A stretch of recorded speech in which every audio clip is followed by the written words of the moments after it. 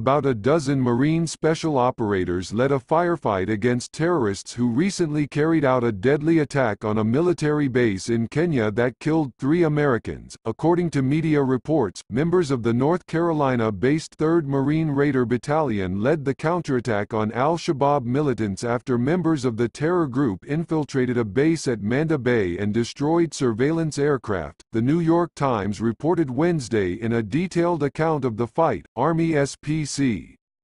Henry Mayfield Jr., a 23-year-old from Chicago, was killed in the January 5 attack, along with Dustin Harrison and Bruce Triplett, who were contractor pilots. The incident remains under investigation, according to U.S. Africa Command.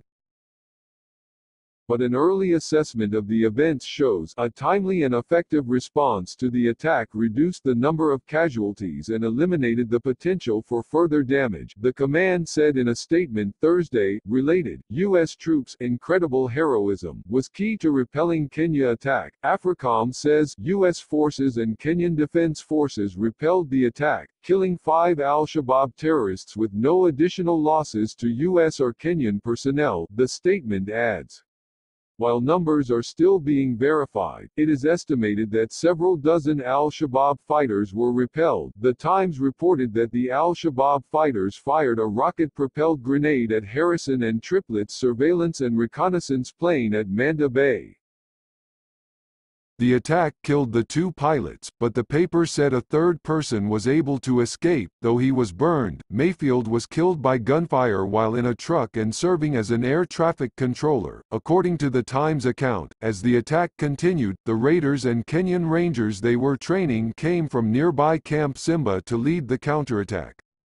At least one of the raiders was injured, Marine Corps Times reported. Officials with Marine Corps Special Operations Command and AFRICOM declined to confirm or comment on the reports about the raiders. AFRICOM said only that U.S. forces at Camp Simba quickly responded and actively counterattacked the enemy at the airfield. Army Gen.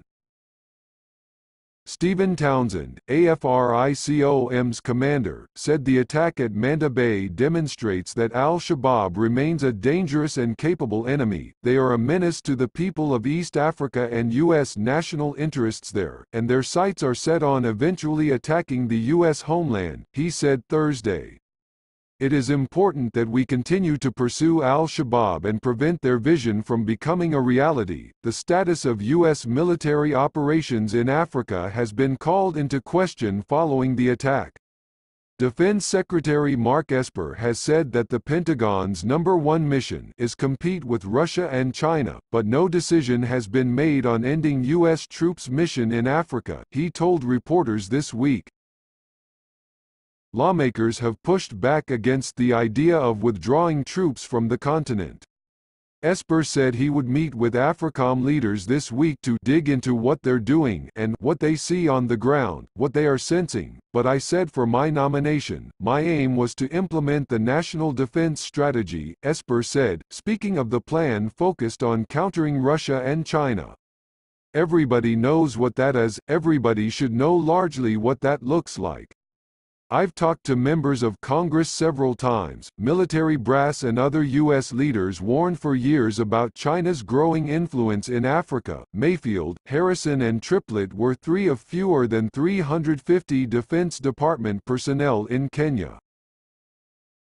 Their missions include training local forces and sharing intelligence. Al-Shabaab is a militant Islamic terrorist group that operates in Somalia, Kenya and other East African countries. Last year, the U.S. carried out 63 airstrikes against the group in Somalia. The January 5 attack in Kenya resulted in increased force protection measures, according to the AFRICOM statement, which pledges to pursue the attackers until they are brought to justice.